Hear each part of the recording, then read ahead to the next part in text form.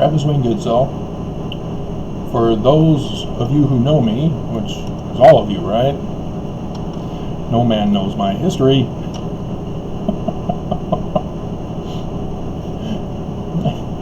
You would know that I'm anti-party in regards to my politics. I'm not a Trumpist. I'm not a Democrat. I'm not conservative, liberal, progressive, T. Nothing. No parties. Anti-party. The reason why is because the Constitution itself says we're not supposed to have party government. It does say in Article 4 that we're supposed to have a Republican form of government, and party government is a variation of a Republican form of government. But Article 6 clarifies the specific Republican form of government, constitutional. In other words, the Constitution is supposed to be the supreme law of the land. And individuals or parties cannot change it to favor or hurt a specific group or individual in some cases, I guess, but most of the time it's specific groups that get targeted for or against basic rights. And so the laws of this land are supposed to be designed to be equal for everyone. Women, men, black, white, other, race, all races, all creeds,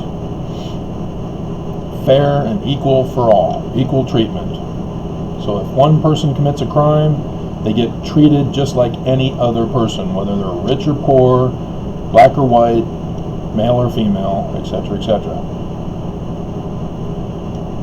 And so the laws have to be general. They can't be specific. I was watching a news segment where, and it's a common thing among Democrats, that they all, congressmen specifically, they want to go into Congress and benefit their particular state over other states. And so pork often gets thrown in by certain congressmen as bills go through to try to benefit their state over others. And it's not supposed to happen. You're not supposed to have pork. And tax bills and all those things that go through, and favor the rich. I was reminded of Orrin Hatch's 2017 tax bill at the last minute of the year so that the church can financially benefit from it. As he was claiming that it's for the poor. But even then, that also discriminates against the rich. But we're not supposed to have rich and poor. The Constitution says no. And you may think, well, there will always be rich and poor. No, there doesn't have to be. The economy should be designed to be fair and equal for all. And then you say, well, we don't want communism or socialism. We don't get to own our property then. You have to be able to own property. The rights are life, liberty, property. And so no communism, no socialism. Get money out of the equation. But since a fascist is in charge of our government in all our states, I'm going to talk about Mormon fascist doctrinal teachings and hopefully keep it short. Though I can go on for days and weeks on this subject. Because since we don't have a Democrat in power, if Trump fails to cancel the election and Biden and Harris wins, then I'm back in a residence with full internet capacity, and I'm able to continue doing videos because my rights to life, liberty, and property have been violated, and so my life is over. And that's the whole problem with fascism. It's fascism that caused this to me. Mormons specifically. Mormon fascism specifically. So yes, I can go on for weeks, though I should be packing. Though, what's the use of packing if I can't take anything with me anyway? But, yeah, if that's the case, then I'll be picking on the full democratic government that will sweep over and point out all their faults at that time. But right now, it's fascism, and specifically Mormon fascism, because people aren't interested in my politics. Just like Mormons aren't interested in my true Mormonism. Get that Joseph Smith doctrine out of here, Travis. And so, we'll focus on economic fascist doctrinal teachings of Mormons. In this Ward Boundaries years ago when I used to go to church, the Elders Quorum president brought up what had been brought up many times before in other wards as I grew up, the fascist principle of the bundle of sticks analogy. Fascism, literally, the symbol is bundles of sticks bound together. Oh dear God. But the doctrinal teaching from that is that Mormons need to stick together. They need to go to church, they need to go to the temple together, they need to do things together, watch conference together, whatever together, because together they will be strong in the gospel and in their faith. And they won't leave the church. When some guy named Travis Wayne Goodsell comes along and says, Joseph Smith didn't teach that, what are you doing?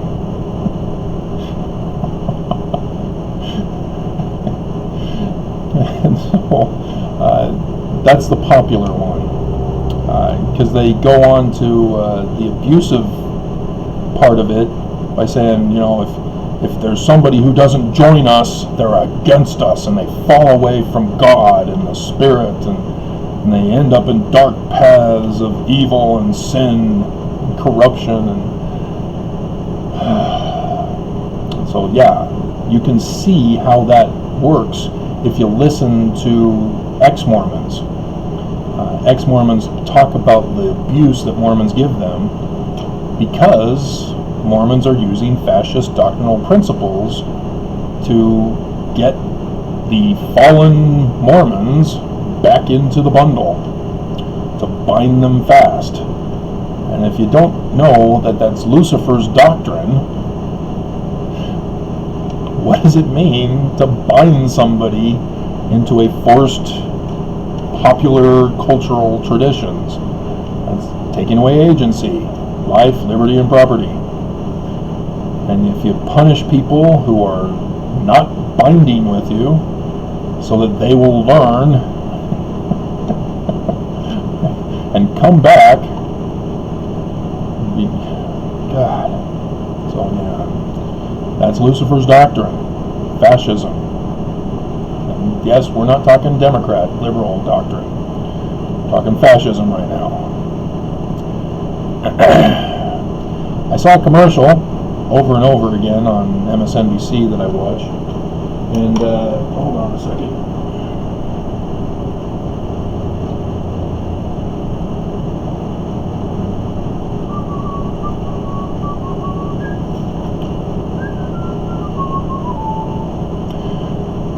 It's, they use the term healthy financial habits.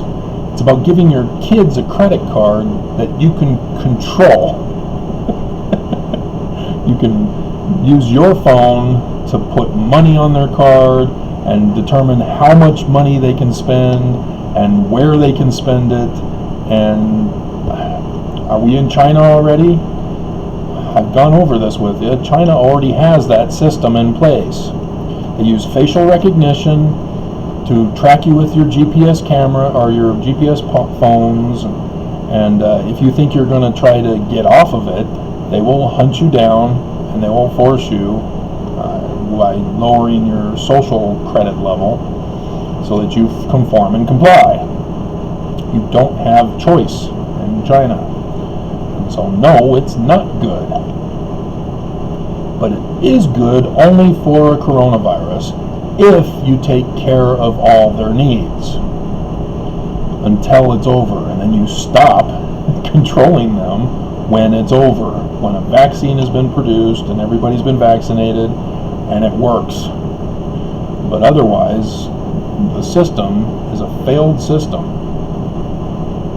That's why fascism is so evil, and yet Mormons are practicing it. And so, I mean, are there any parents who do this to their kids? Are like, oh, that would be awesome. You know, Xfinity used to have commercials saying, oh yeah, I can control what my kids watch, and I can tell them when they can watch and when they can't. I can set time limits. My parents tried to do that with my TV watching. If you notice, I often make a lot of comments that relate to movies and TV shows or songs. That's because they have been my teacher, because my parents failed to do their job. And see how well I turned out? The people want to control my life and take away my agency. Yeah, if you're telling people that they have to make healthy financial habits, you're telling them that you disapprove of how they're spending their money. I don't know if you heard of the news from way back when, I think it was last year even, about the guy on SNAP, the Supplemental Nutritional Assistance Program, government-funded benefits, that the FLDS Church was brought down and took out Warren Jeffs for, violating that. But he bought a lobster with his money. He was trying to prove a point that he's not getting enough money, and that he should be allowed to have any kind of diet that he wants, as long as it's food, because it's supposed to go for food. And SNAP purposely has the fascist doctrines in it that, oh, we can't give them the full amount of food money that they require for a healthy living diet every month, because otherwise they'll milk the system. That's their common argument. You know, people that are on this need help, and fascists don't want to give it. They're that abusive and mean. And that's what you're seeing here with this virus. The GOP are gone. They again abandoned their job to give people money, and they just left. People aren't going to get money for yet another week. And it's sad that people could be that mean and abusive and think that they're justified in doing this, that they're proving a point, or they're saving America from financial ruin, or whatever they're thinking of, to justify punishing American citizens. Those who also get SNAP are those who are disabled. It's not just the homeless. In fact, the homeless oftentimes don't qualify because they have to have a residence. And so a good portion of the people are the elderly or those who are disabled. There's another one for single mothers or poor mothers or poor families, where the mother and the child get added financial support for food. CHIP, I think it's called.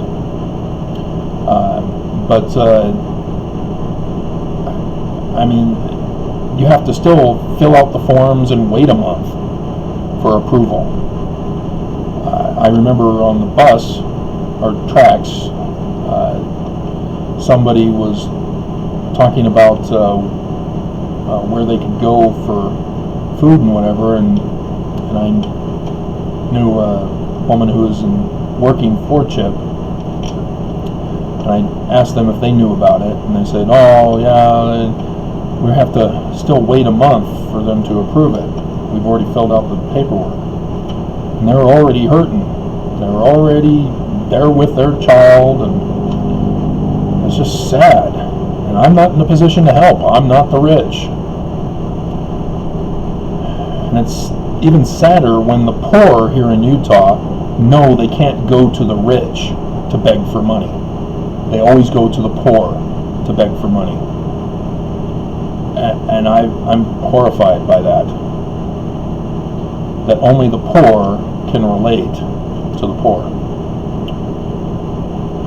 And even when they can't give, they still end up giving, as all end up suffering as a result, because the rich won't give.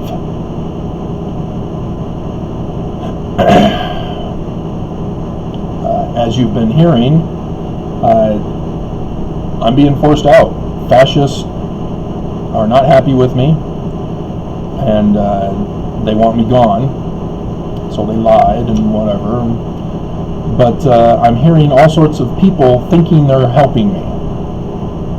Not on YouTube, here in my life. Who think it's for my good, my help, to go to a shelter. And some of these people don't even realize that they're telling me to go to a shelter, because they use fancy names. They don't say shelter. They have specific names to deceive people. And yes, they have caseworkers there that will help you find a job, help you find a place to live, etc., etc., etc. But there's a housing shortage. If you hadn't heard, Utah has been forced to build an extra 2 shelters because they didn't do it right in the first place, and they didn't even care to do it right in the first place. They had the shelter downtown. 1,100 people were not enough. It was overflowing. There was 1,100 people outside wanting to get in. And the state of Utah said, we're closing it down. The manner in which they closed it down was they emptied out the Salt Lake County Jail. They locked them up. Yay, punished for being poor. And the rest scattered all over Utah. And so people complained, and so then they went to the mental institutions. Yeah, because all homeless people are mentally ill. Because if they can't get a job and be independent, they must be mentally ill. Again, that's another fascist doctrinal principle that Mormons use. I mean, I was in the older singles ward where there were caseworkers and therapists and psychiatrists and such who were telling me, oh yeah, there's a high percentage of homeless who are mentally ill. Are you kidding me?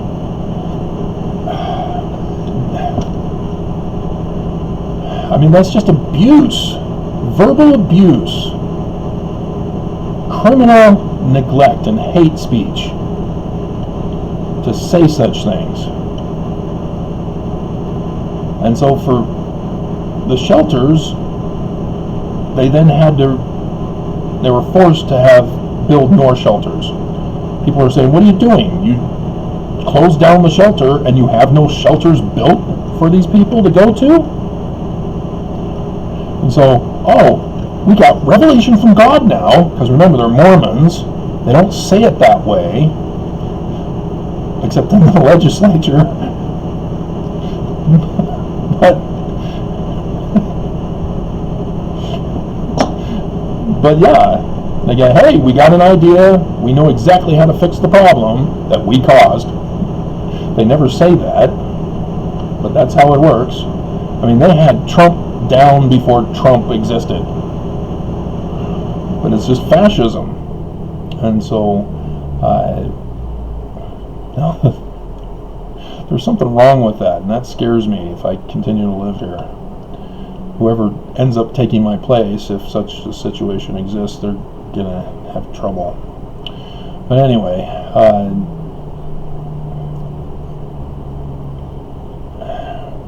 they literally thought that they had an idea now. Hey, we'll build 3 shelters. That will silence people, right? Oh, okay, 3.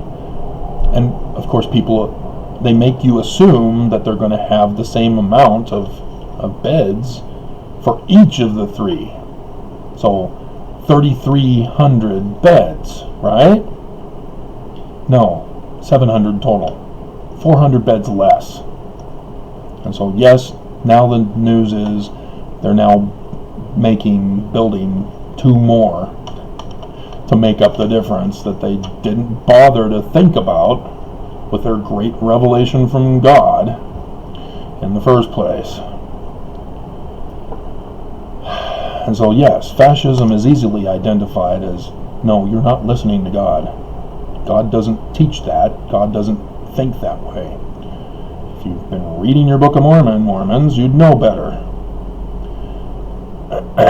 And so for people to tell me that this place that I'm living in, I'm not worthy of, because I'm the bad guy, I'm trying to milk the system, or whatever fascist Mormon excuse they give, that I need to go get a job or whatever, and that therefore they want me to put me in a shelter. Shelters have caseworkers, they'll help you, they're great, you'll get a job. You see what they did there? I did not put myself here. The state of Utah put me here. It's the state of Utah who is to blame for my condition. And of course, that's what fascism does. They blame me, who have been victimized by them, the bullies, the abusers. And so they tell me to get out of the situation they placed me in. And if I can't do it, then, well, hey, I have to give up all of this, because I can't take it to the shelter. And then they'll help get me on track, now that I'm over 50. And see, even my parents did not understand this. When my parents moved to Utah, they were around 50-ish, plus or minus. And my dad immediately recognized nobody would accept him in a new job. And as a result, he struggled to find work. Had to stay with his sister up in Logan, and then he eventually was able to get an apartment downtown, and then finally was able to get a church job working at the LDS Business College, and that was only part-time, and then finally got a mail job at the Rhodes Bakery, which he's now retired from. But it's just, he doesn't see it. He thinks that his earlier days should be my days now, when his days now, he thinks that I'm going to have that same type of experience in my future right now. They don't think. Fascist Mormons just don't think. You know, it happens to them and they don't see it. Another thing that I noticed, having been born and raised in a wealthy, well-to-do family, even though they didn't call themselves such, because they chose to have 5 kids. But you can't live in a subdivision, brand new subdivision home, and have 5 kids and not be somewhat wealthy. When they always downplay it. They want a better life than what they have. And that always seems to be the case. You know, the poor want to be wealthier, and the wealthier want to be rich, and the rich want more than what they have. And then when you have everything, you're just bored and you ruin everybody else's lives as fun sport. But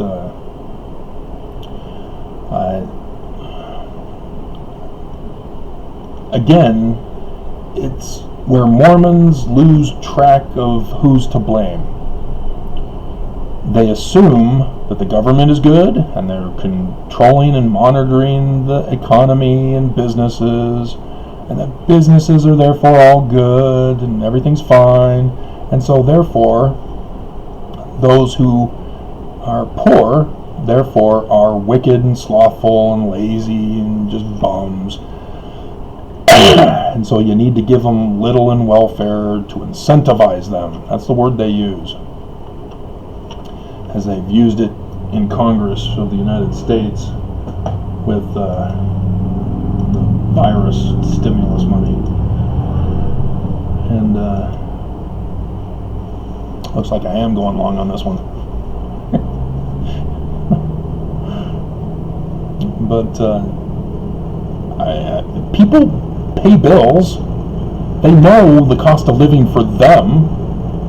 They know that the type of job they got came because of certain qualifications that they got specifically over others. You know, if you go into the medical field, yes, you're going to be able to find a medical job, whatever field it was that you specialized in and studied in. But there are those who go into humanities or the arts or other such thing. And for Mormon fascists to say, oh, that's not appropriate because that's not going to give you a wealthy paycheck to support a family. Again, that's Mormon fascism in high gear. Because what do the rich buy? They buy works of art to decorate their wealthy establishments and residences. And it just boggles the mind that Mormon fascists just don't get it. They don't see it. You know, the wealthy along the Eastern Ridge have servants. The servants have to travel the tracks and buses to get to their place, and then walk where the buses won't take them. And yet they don't get it that they need those servants because their house is too big for them. They're living beyond their means. Oh, and imagine the comments towards the poor. Oh, well, you need to live within your means. Oh, like you live beyond your means?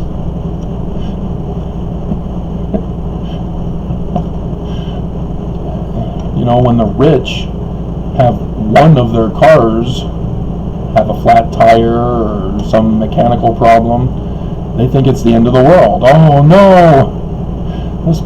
Our lives are ruined. Whatever are we going to do? You know, oh man, I have to carpool with my daughter. You know, it's just, you poor baby. I have no empathy for you. But that's how it is that each level of income has a certain lifestyle that goes with it, depending on how people spend that level of income. And those who have a higher income tell the people below, well, you just need to get a better job. They don't just say get a job, they say, well, get a better job. You know, if persons who's unemployed doesn't have a job, they say get a job. And then once you get a job and it's not enough to take care of yourself, then they tell you, oh, you need to get a better job. Oh, like your job? Is your job available? And so, yeah, everybody at the certain level of income, like my parents, they were at a higher income, but because they had children that they chose to have, And that's another thing that they purposely do on us, is to prevent having more children so that they can control the population growth. Because they tend to think that, well, I won't go into that. That's a different subject. But yeah, there is no land shortage. There's the manner in which we design and utilize the land. That's the problem. So it's like the economy. The way we design the economy is the manner in which we need to focus on. And that's what people don't understand right now, is both Democrats and Republicans are saying, oh, we need to maintain the economy. Democrats are more into taking care of the people, whereas Republicans are more into the wealthy elite. But both of them are wrong, because you can't pander to a specific group over others. You know, yes, there may be a higher percentage of one particular group, but you can't make laws, even financial laws, to favor and thus hurt others, favor one and hurt others.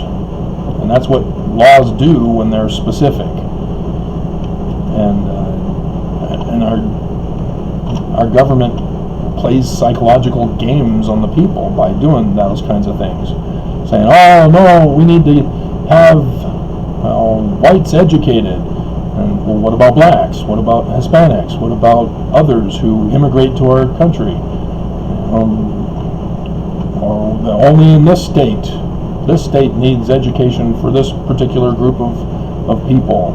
Well, what about the other states? Why can't we all be treated equally, as we're supposed to under our Constitution, which is a constitutional republic, where it's general laws that are supposed to be applied equally to all. And so nobody is supposed to benefit over another if everything were equal. It's just not done that way. Another thing is people tell the poor, well, if you want to be rich like me, you just have to work hard. You say, I'm working hard. I'm working 3 jobs, 16 hours a day. I struggle to get sleep. Well, I say, well, you just need to work harder then. Oh. And part of this fascist thinking that Mormons have is that many came from the slaveholder states.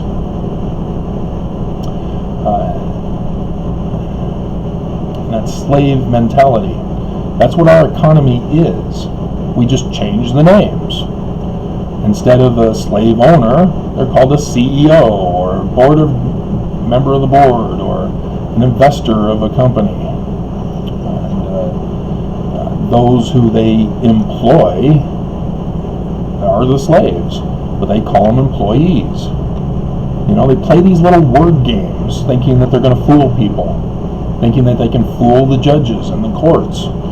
And so people then have to show the pattern of behavior of criminal activity to show that, yeah, they claim to be a corporation and not a slave owner, but they only pay a minimum wage which the Congress refuses to raise, because businesses are not controlled by the government, and so every time Congress raises the minimum wage, businesses raise the cost of goods and services, and thus the cost of living goes up, and they even retaliate and move it up higher than if they had not made the change at all. And so, yeah, Democrats love to say, oh, we want everybody to have $15 living wage. That's not a living wage. Not in Utah, and definitely not in the big cities like New York.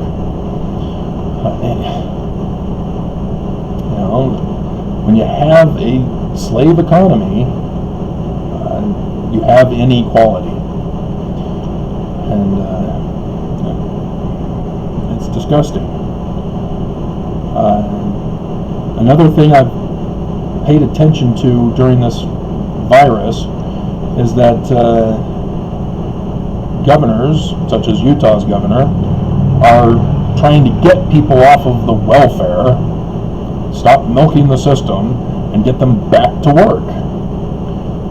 As he just doesn't care that it's a virus. And we're seeing time and time again, people go back to work and the virus increases. We have outbreaks. He refuses to follow the advice of healthcare professionals who know how to handle a virus, and as a government leader, he's just ignoring them and saying, screw you, I'm going to do what I want. And that costs people lives. That's why they're genocidal murderers during this virus. It's because they're killing off humans. They're killing off citizens. They're killing off constituents. And that's horrifying. Because it now, as everybody is no longer getting money because they're unemployed because of the virus, they're being forced to make the choice: do I roll over and die with no money? Do I become a criminal in order to survive? Or do I take the incentive that Governor Herbert's calling it and go get a job? Or go get a better job after the job isn't good enough still?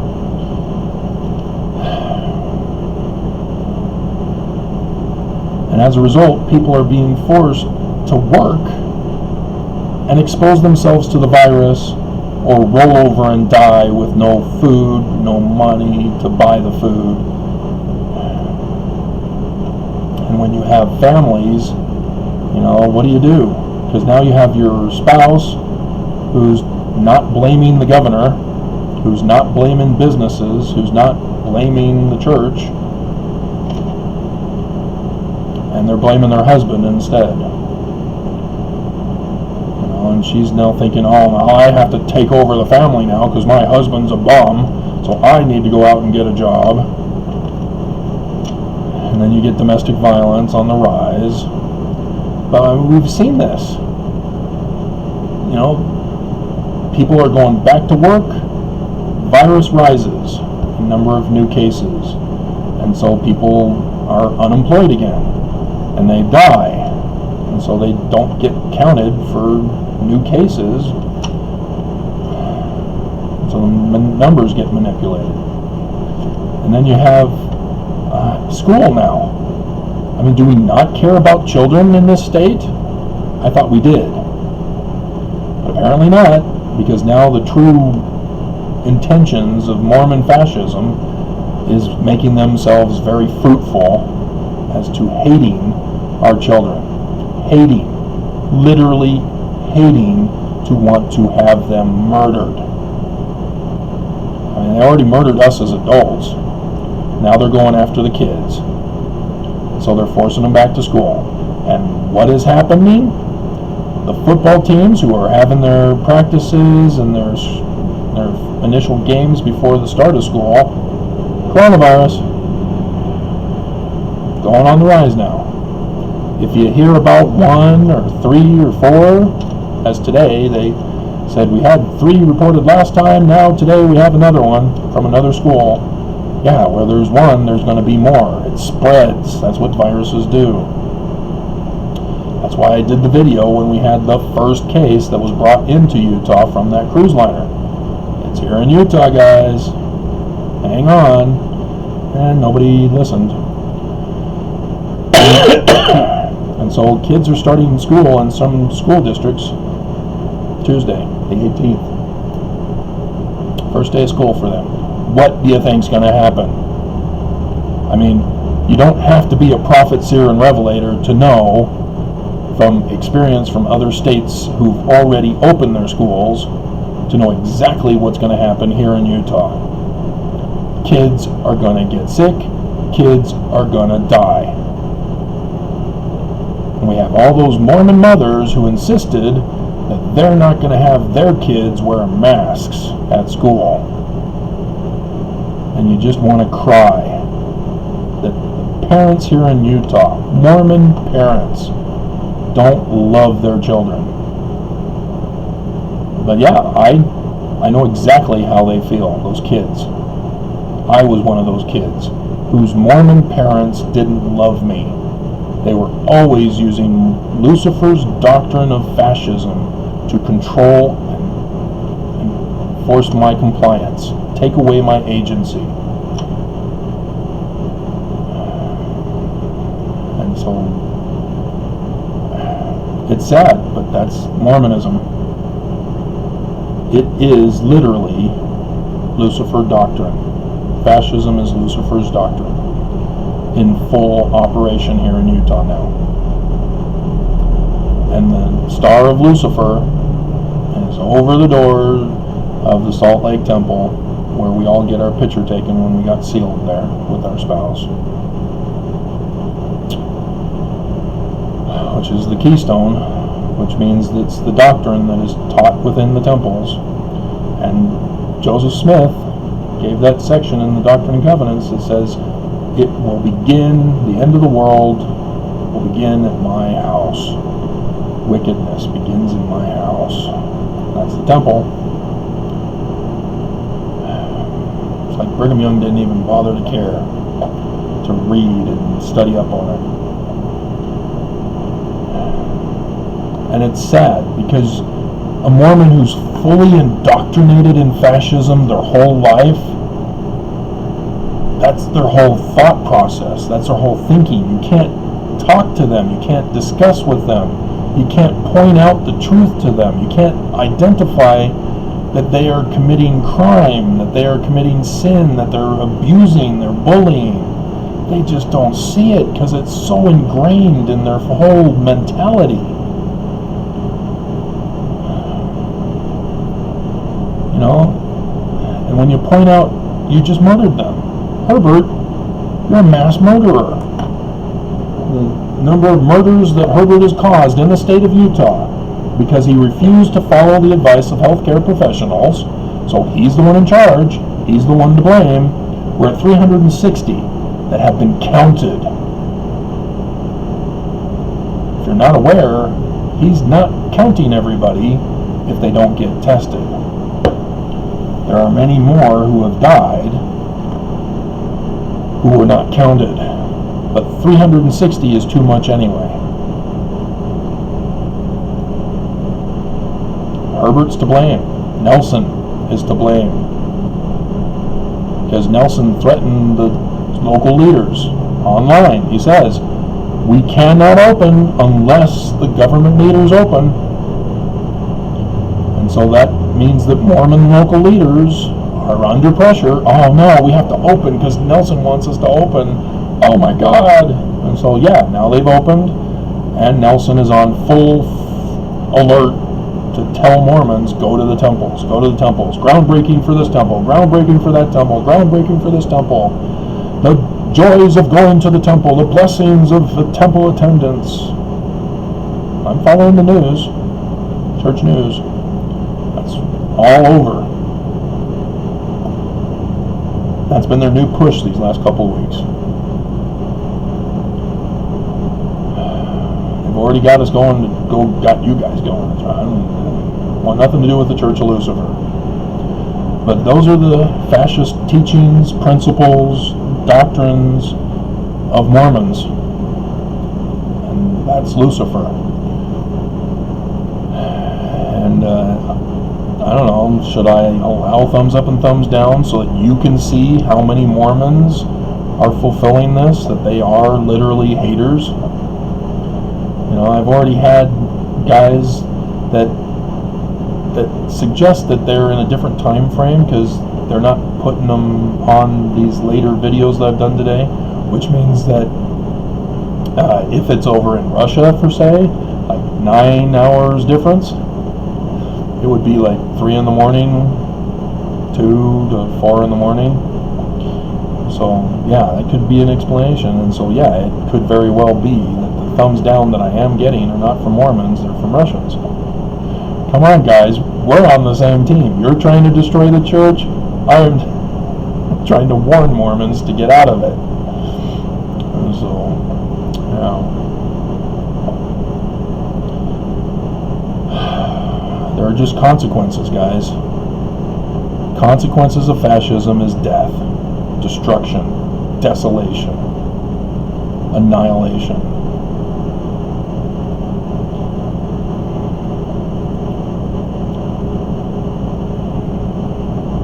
That's why I've been warning.